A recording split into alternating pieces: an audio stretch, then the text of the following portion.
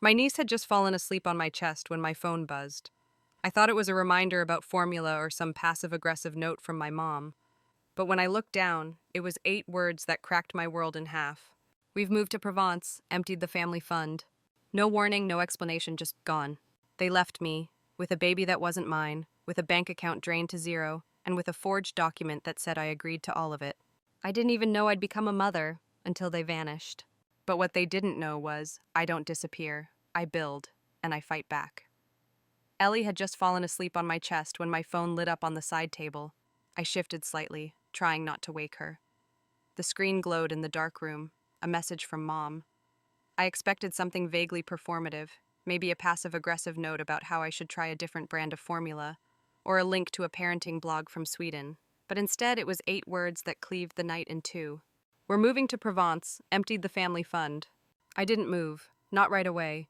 The weight of Ellie against me was grounding, warm, impossibly trusting. My brain stalled, but my hand reached, almost automatically, to the banking app. The family fund, a shared account we'd all contributed to since Lana's second hospitalization. The money was supposed to be for emergencies, for mutual aid, something Dad called a shared net, and it was empty. My breath caught. I didn't cry, not yet. I stared at the zero on the screen like it might blink or refresh back to reality, but it didn't. I whispered, almost like a prayer, "Okay." I eased Ellie into the bassinet beside the couch. She stayed asleep, her tiny fists curled up near her face, oblivious. Of course she was. She's 5 months old. She doesn't know her grandparents and her mother just vanished. She doesn't know I'm not her mom. I stood and walked to the kitchen. The floor was cool against my feet. I opened the drawer where I kept all the old paper documents. My mom always mocked me for printing everything, said I was born in the wrong century. I found the last bank statement dated 2 weeks ago. The balance was over $26,000. I flipped it over. No notes, no indication, just gone. I texted Lana, "You okay?" Read no reply. I tried calling my parents, straight to voicemail, again. The silence wasn't shocking. It was clarifying. This wasn't a mistake. This wasn't a miscommunication. This was abandonment dressed up like reinvention. The fridge hummed softly behind me, bottles lined up, diapers stacked near the sink, the faint scent of formula in the air. Everything that belonged to someone else now fell to me by default. And I knew, deep down in the quietest part of me, they weren't coming back. That was the thing about being the dependable one. It started slow. Picking Lana up from rehearsals because Mom had a meeting. Skipping a weekend trip because Dad needed help formatting a lecture. Then came folding her laundry, then paying the internet bill when the family budget was tight. And finally this, left holding the baby. They didn't even ask. I looked at Ellie, pink-cheeked, breathing soft and even. She didn't choose any of this, but neither did I. Still, here we were. I sat back down on the couch, the air cool against my skin, and watched her sleep. Her tiny chest rising and falling. The enormity of it all sat in my throat, unspoken. I wasn't ready, but ready or not, it was mine now, and I would not let her down. Morning crept in slowly, smearing soft light across the hardwood floor. Ellie stirred once or twice but stayed asleep, wrapped in a blanket that still smelled faintly of lavender detergent. I hadn't slept. My body felt like it was running on old coffee and static. I moved quietly through the apartment, heart pounding for no clear reason except the weight of knowing something deeper was wrong. I told myself I was just going to make toast, but I walked past the kitchen. Instead, I found myself opening the hallway closet. Inside was the lockbox, the one Mom said we didn't need anymore when everything went digital, but I kept it, because I'm the one who keeps things. Inside were tax returns, expired passports, even my dad's handwritten notes from a sabbatical he never finished. And at the bottom, a slim green folder labeled in Mom's tidy print, estate planning. But when I opened it, it wasn't estate plans. The first page was a signed power of attorney. My name, my old address, my forged signature. It granted me full legal guardianship of Ellie Claire Dawson, effective immediately, no expiration, no discussion, dated a month ago. I sat down on the floor. My fingers trembled as I flipped through the rest of the folder. Behind the legal forms were flight confirmations to Marseille, apartment lease documents, an invoice from a boutique relocation service in Lyon, even international SIM cards already activated. They hadn't decided to leave. They had planned it, 6 months back. This wasn't a crisis reaction. This was a clean exit.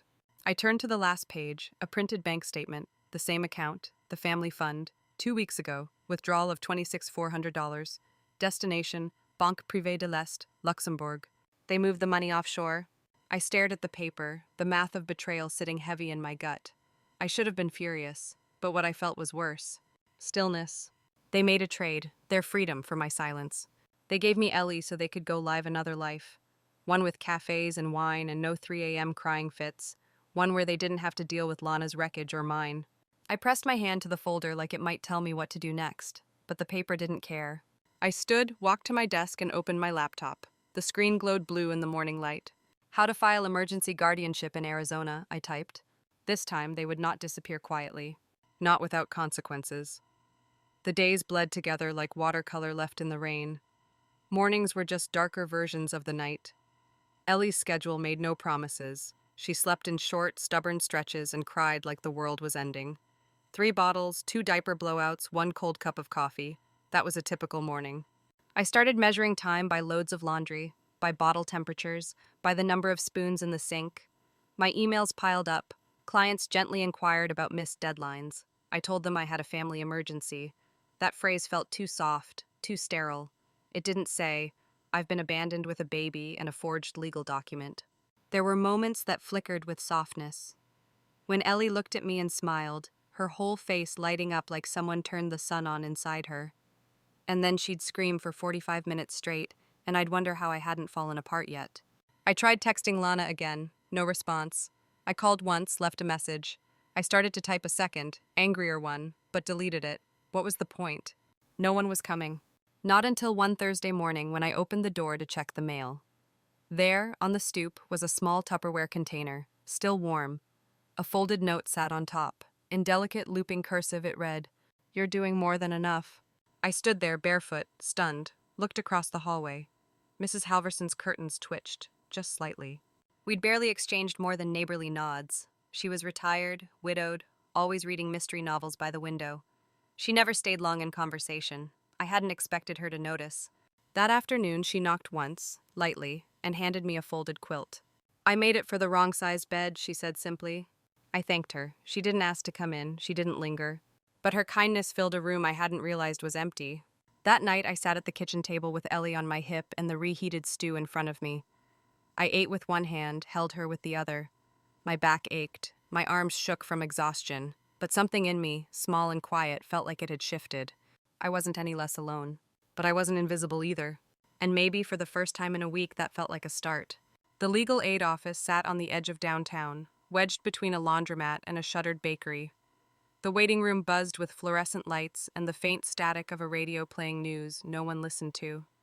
I filled out the intake form with a sleeping Ellie strapped to my chest. Her head lolled slightly, warm and damp against my collarbone. I shifted to keep her comfortable, my hand gripping the folder of documents like it was armor. When they called my name, I stood and followed a young man in a wrinkled shirt and a tie that had clearly seen better days. His office was small, crowded with case files and a dying plant. "Daryl Reeve," he said, offering a handshake. "You're Marin?" I nodded, too tired for small talk. He glanced at Ellie and smiled gently, then gestured to the chair. "What brings you in?" I opened the folder and slid it across the desk. My parents and sister left the country, with the family savings, and left me with her. He raised an eyebrow, flipping through the documents. As he read, his expression changed. Less polite curiosity, more concern. "This signature is not yours?" "No," I said. "It's from an old lease. They copied it." He nodded. "This is more than a custody issue. Depending on the structure of the fund and your legal status, we could be looking at financial abandonment, maybe even identity fraud." I swallowed. "What do I do?" He leaned back, tapping his pen. "We file for emergency guardianship first. That secures your legal standing with the child. Then we start building a timeline. Every withdrawal, every message, every indication they intended to leave." I reached into my tote and pulled out printed texts, bank printouts, and screenshots. "I've been collecting everything." He blinked. "Good, that helps. A lot." Ellie stirred. I gently rocked her, my arms aching. Daryl spoke again, his voice softer. "This won't be quick. They'll push back if they think their money's at risk." I looked at him, eyes dry but burning. "I've been up since 2 a.m. 5 days in a row. I can do long." He smiled faintly. "Then let's get started." That afternoon, while Ellie napped on a folded towel beside my keyboard, I started a spreadsheet. Line by line, I cataloged every transaction. I made folders for texts, voicemails, even the note Lana left in the diaper bag. I labeled screenshots, highlighted timelines, printed duplicates. It felt obsessive. It also felt like building a wall. one they couldn't knock down with a smile and a story. That night, I recorded a backup copy of Lana's voicemail. Then I backed it up again. They may have left quietly, but I was done being quiet too. The message came on a Sunday morning just as I was warming a bottle. Short, arrogant. "We're flying in. We want to see her." No apology, no explanation, just a declaration. As if Ellie were luggage they forgot to tag. I didn't reply. I didn't even acknowledge it. 3 days later, they arrived. Rita stood on my porch in a cream blazer that screamed money and no sense of shame. Greg stood beside her, sunglasses perched on his head, wearing a sweater that probably cost more than my rent. I opened the door just enough for them to feel the boundary. Rita didn't wait. She brushed past me, stepping into the living room like she owned air and space. Greg followed, silent, his eyes scanning the apartment like he was taking inventory. "You look tired," Rita said, "still freelancing?" I didn't answer. They spotted Ellie in her high chair, chewing on a silicone spoon. Rita clucked her tongue. "Her posture is poor. You really should be doing more tummy time." I stepped in front of her, my voice calm. "I filed for full custody 3 weeks ago." Greg froze. Rita blinked. "I submitted proof of the offshore bank transfers, the forged power of attorney, and screenshots of your message, along with a timeline of when you left the country without legal notice." Silence. Greg shifted, rubbing his jaw. "Marin, there's no need to escalate things." Rita stepped forward. "Let's not make this ugly." "It already is," I said. "I just stopped pretending it wasn't." They stood frozen. I saw the flicker in Rita's eyes, the calculation, the fury. Greg, for once, looked like he had nothing rehearsed to say. "I also have recordings from Lana," I added, confirming I never agreed to anything beyond one weekend. Rita scoffed. "You're turning this into something it's not. You've always had a flair for drama." I met her eyes. "No, I've just finally learned how to name what you call love." She looked like she might spit fire. Instead, she straightened her jacket. "I think we should go." Greg gave me a tight nod. "We'll be in touch." I opened the door wider. They stepped out. Rita turned on the porch, her voice sharp and low. "You were always jealous of how we loved Lana." I didn't answer. I didn't need to. I closed the door, locked it. Ellie dropped her spoon and clapped. And for the first time, I smiled without effort. They came back thinking they could reclaim control. But I had already reclaimed something more powerful. My voice. The courthouse smelled like dust and lemon polish. The walls were lined with faded flags, and the fluorescent lights flickered just enough to unsettle. I sat beside Daryl in the hallway, folder in my lap, Ellie with Mrs. Halverson just outside in the waiting area. She'd offered, no questions asked. Daryl's tie was slightly crooked. I fixed it. He let me. "They'll probably try to reframe," he said, "cast you as emotional, overwhelmed, unstable." I nodded. "I've been called all of that before." We were called in at 9:42 a.m. sharp. The courtroom was smaller than I expected. The judge looked over her glasses at us, expression unreadable. I kept my hands folded and my voice quiet. Rita and Greg arrived late. Again, Greg looked polished. Rita wore her disapproval like perfume. Lana didn't come. Daryl stood first. He walked the court through the timeline. Texts, bank records, forged signatures. He handed over the power of attorney, the international lease agreement, the SIM card receipts, the notarized bank withdrawal slip. Then the recordings. Lana's voice, dismissive, clear. "She said she'd help. She knew what this was." I watched the judge's face as she read the transcript. Her lips thinned. She didn't blink. Rita tried to speak next. "My daughter is exhausted. She's turning this into something it isn't. Raising a baby is hard, and she's projecting—" The judge held up a hand. "I've reviewed the documentation," she said. "What concerns me is not only the abrupt departure but the strategic nature of the transfer. Ms. Taylor was left without consent, without financial support, and with a child she had no legal preparation to care for." She turned to me. "Ms. Taylor, I am granting you full and permanent legal custody of Ellie Claire Dawson. The Luxembourg account will be frozen pending further review. Any visitation from Ms. Rita or Mr. Gregory Taylor must be court-approved and supervised." Rita opened her mouth. The judge stood. The hearing was over. Outside, the air felt lighter. I stepped down the courthouse stairs, my file in hand, my breath steady. Rita stopped me at the base. "You were always looking for a way to punish us," she hissed. "You've just been waiting." I looked at her, calm. "No, I just stopped waiting to be saved." She blinked, stepped back. I walked past her. Mrs. Halverson stood beside a bench, Ellie dozing in her arms. She passed her to me gently, squeezing my shoulder. "Let me know if you need dinner tonight," she said. I nodded, throat tight. That night I rocked Ellie to sleep in the little studio I'd reopened. The clay wheel spun beside us. A tiny mug, dented by her thumb, dried on the shelf. The kiln hummed softly. The silence no longer echoed. It just meant peace.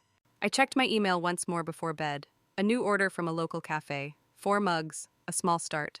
I looked at Ellie, then at the clay under my nails. They left me with nothing but a child and silence.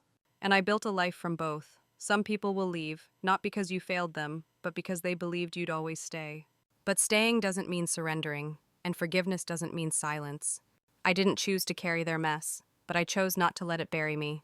From the silence they left behind, I built something real. A life that belongs to me, a home where love isn't conditional, and a future that no longer needs their permission.